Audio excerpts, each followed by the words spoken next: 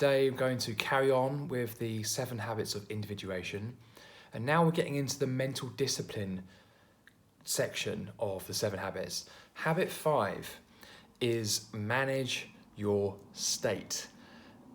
Now, more specifically, this is about using energy to manage your mental state.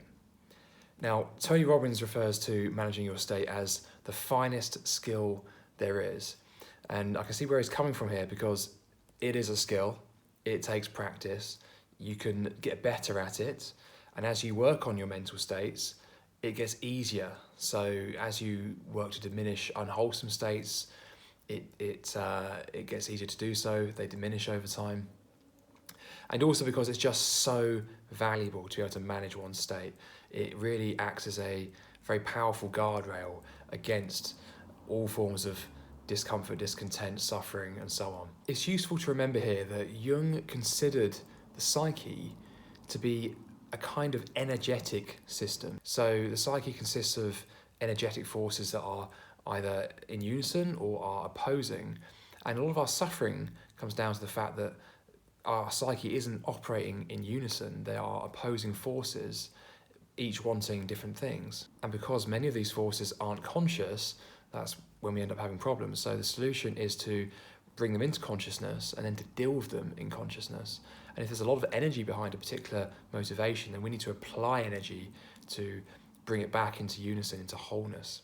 As with all the habits, there are 3 key points to discuss under habit 5. I'll go through them briefly first, and then we'll dive in to each one in a bit more detail. So these are 3 ways in which we apply energy to manage our mental state. Those are proactively, that is facing up to challenges that we know exist and issues in our own mind. Second is responsively, so this is in response to uninvited challenges that we experience in the psyche.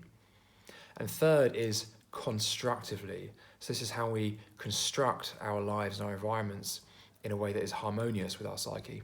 In all 3 of these areas, we operate in both a positive and a negative direction. In other words, we apply energy to produce and maintain wholesome states of mind and to abandon and prevent unwholesome states of mind. Wholesome states of mind include things like love, generosity, calm, tranquility, energy, concentration, equanimity. And unwholesome states would be things like anger, restlessness, laziness, discontent, jealousy, shame, envy, and so on. So let's talk about how we apply this habit 5 proactively. So this is when we know that there is an issue in our minds, but we haven't dealt with it yet. So perhaps it's an old relationship, maybe it's a conversation we need to have, maybe it's a job that we really need to do at some point that we feel a lot of resistance towards. So in all of these cases, there is resistance because there's inner conflict. There's a part of us that does want to do it, that knows it needs to be done, and there's a part of us that really doesn't want to do it. And this is because there is a feeling associated with it. There is a feeling that is conditioning our behavior in this situation. And so what we do here is we proactively move towards the challenge. We face it head on voluntarily, and we apply energy in doing this. And this can apply in the sense that we're eliminating these negative mind states, but it also can apply in the positive as well. So it can be used, for example, to practice gratitude. We might choose to adopt a daily gratitude habit as a way to cultivate and maintain wholesome states of mind, because we know that's a very useful exercise. This can also be a way of acting as an antidote to, say, if we're carrying around feelings of anger or cynicism, we can be proactive in actually cultivating love. We can do things like walk up to strangers and talk to them. We can set ourselves little challenges like, I'm going to ask for one number off a stranger of any gender at least once a day for the next 30 days, or something like this. And so this is ways in which that this first key point of being proactive can work both to cultivate wholesome states and to eliminate unwholesome states. Now let's talk about how we manage our state responsively. This is when we experience unwholesome mental states that are uninvited. So we haven't proactively sought them out, but inevitably, probably for most people, there's going to be an occasion on a daily basis where they become discontent. Maybe they're frustrated in traffic, maybe a colleague says something they don't like, maybe they mistime their meal patterns and they get hungry and then they start behaving in a way that they later regret because they're cultivating other aspects of their psyche in that situation which come out and do damage. So what do we do in these situations? Well, this is when we apply energy to bring our mind back to a wholesome state. So we can do a couple of things here. One of the main techniques here is simply to divert our attention, cut off thoughts, let it go. This is what we mean when we say let it go. What we're really doing is we're diverting our attention to another object, so we're not fueling the aspects of our psyche that are actually unwholesome, egotistical, egocentric, and self-protective. We're diverting our attention to more useful recipients of our focus, and we're engaging the higher mind really to do that. But even when we know something is a good idea, even when we have that insight, there is still patterns that are locked in by emotion, and it's often said that emotion means energy in motion. So what we need to do is actually use energy to decondition those patterns. Insight is on its own not enough. We actually have to apply energy to make this happen. And so again, we can apply this responsive component in both a positive and a negative direction. In other words, we can use it to cultivate wholesome states by practicing love and generosity, much in the same way as with proactive, if the situation calls for it. And likewise, we can apply this in a negative direction where we can cut off thoughts and abandon unwholesome mental states. A second technique, in addition to diverting our attention, is to apply an antidote. So when we are mindful, see habit 6, of our state of mind, then we can apply an appropriate antidote to whatever that state of mind is. So as some examples, if we're feeling very angry or cynical, then an antidote to anger is love. We have to practice loving kindness. We can do that by applying energy, mustering energy to bring about loving thoughts, and that can then follow through into loving speech and loving action. And this is a very effective antidote to anger. Here's one reason I wonder if that might be at a sort of neuroscientific level, because anger is a very dopaminergic activity. It's destructive, but actually it makes us feel good. The Buddha described anger as having a honey tip and a rotten root, because at its heart it's actually looking to destroy or push away something that it finds threatening. But on the surface, it's actually very enticing and addictive. And if we embrace anger in that way and we don't manage our state, then we can become addicted to anger, and then anger then becomes our go-to in these situations. So instead, we can apply an antidote of love, and we can decondition our tendency for anger in that way. Another example of how we can use an antidote would be, if we are feeling sluggish and lazy, then we can exert some energy to perk ourselves up.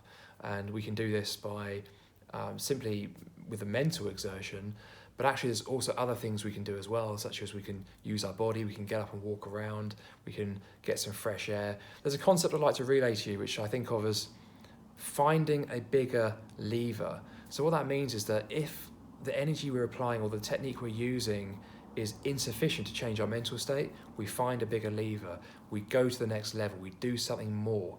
So let's say we're sitting in a meditation and we're feeling really sluggish for whatever reason. We can move to a standing meditation. Let's say that doesn't even work. Then we can move to a walking meditation. This is a really simple example of how we might find a bigger lever. But actually, we can think much, much bigger here. We can think along the lines of, okay, I am struggling with my mind in some way, I'm feeling chronic anger or cynicism. What can I do? Well, I can apply loving thoughts, and I can do maybe act generosity, I can maybe donate some money to a good cause. And let's say that works a bit, but maybe it's still there, there's something still hanging around. But at that point, we might find a bigger lever. We might say, what else can I do that goes one level higher? Maybe at that point we choose to talk to someone. Maybe we talk to a sibling or a friend, and maybe that helps. But maybe even that isn't quite enough. So maybe what we do then is we find a therapist or a coach or even a trusted spiritual leader, and from there on in we found an even bigger lever, and that might just be enough to shift and do what's necessary. The point here is that we don't want to be finding ourselves making excuses. There is always a solution, and if we apply habit 5 to manage our state and find a bigger lever, we will find a solution eventually. So now we're going to talk about the third key way in which we manage our state, and that is constructively. So what this really means is how we construct our life and our environment and our lifestyle to be conducive to wholesome mental states and the elimination and prevention of unwholesome mental states. Now, we have to be clear here that this isn't about trying to make ourselves as comfortable as possible so that we don't have to encounter anything displeasing. Of course, we're working on the mind here, and if there's something in the mind that has the potential to arise, it will arise at some point. This is just the way reality seems to work. If it isn't in our home and we've wrapped ourselves in cotton wool and decided to stay at home permanently, well, at some point, something is going to happen that's going to put us outside, or the house is going to crumble.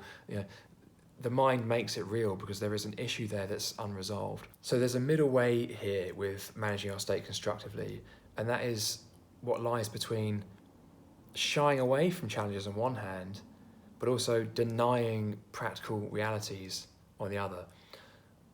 So if I was to use an example, like I'm living in a nice apartment here in Tbilisi, I really love the environment and I find it helps me to get good work done. It's a very comfortable and pleasant place to reside. So in this case, it's a sensible choice to be here because it's actually productive. It's applying habit 5. I'm managing my state through that constructive choice. However, if I was to have to leave tomorrow, I'd figure it out. I'd find another place. I'd find a place that was also conducive to good work. I'm not attached to the place, basically.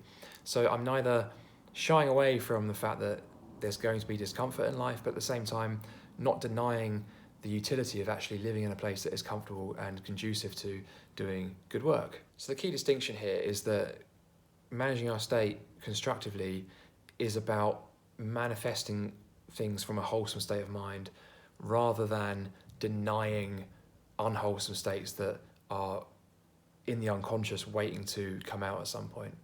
So those are the 3 ways in which we apply energy to manage our state. They are proactively seeking out challenges so that we can improve the quality and state of our mind, responsively, so we're responding in the moment to kick out unwholesome states and muster wholesome states, and thirdly, constructively, which is where we make practical choices that are conducive to a healthy and happy state of mind. Final point here is that this is something we are doing during meditation. So if you ever wondered what meditation was really doing, and we'll talk about that in habit 7, but a lot of what we're doing in meditation is we're actually practicing habit 5 during meditation. We are working firstly proactively because we're choosing to sit down and meditate and dedicate that time to improving the state of our mind. We're acting responsively because we're cutting off thoughts, we're letting them go, we are directing our attention to an object of focus, usually the breath. So that's absolutely an application of habit 5 responsively. And thirdly, you could say we're acting constructively as well because we are using our conditions, using our environment, using our body as a way to get to the mind, which is exactly what we mean by constructively. And at the same time, we're not trying to make it perfect. We're not attached to silence. We're not attached to any specific position. We are making do with what we've got, but we're also making the best of what we've got. So I'm going to leave that video there. I hope that was useful. That was habit 5, manage your state. And I will speak to you tomorrow about habit 6, which is practice mindfulness all day, every day. Speak soon.